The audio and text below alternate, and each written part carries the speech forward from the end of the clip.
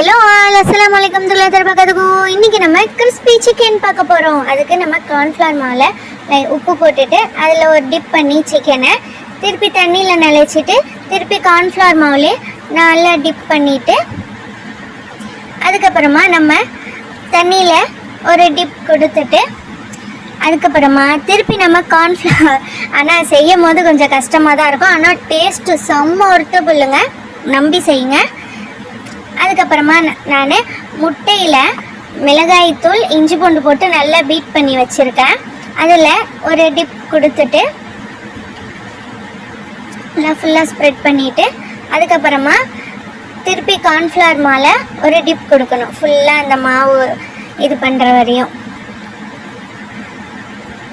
அதுக்கப்புறமா ஒன்று செஞ்சு முடிச்சுட்டு இந்த மாதிரி ரெண்டையும் இந்த மாதிரி வச்சுட்டு நல்லா கொதிக்கிற எண்ணெயில் போடணும்.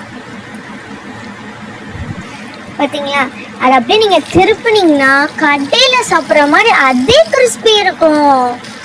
அதை நம்ம எடுத்து வச்சா அவ்வளோதான், கிறிஸ்பியான சிக்கன் ரெடி ஆயிடுச்சு. இதை கிட்ஸு பெரியவங்க எல்லாரும் சாப்பிட்லாம். கண்டிப்பாக லைக் பண்ணுங்கள், ஷேர் பண்ணுங்கள், கமெண்ட் பண்ணுங்கள், சப்ஸ்கிரைப் பண்ணுங்கள் மறக்காமல். டாடா, பை பாய், அஸ்ஸலாமு அலைக்கும் வரஹ்மத்துல்லாஹி வபரகாத்துஹு.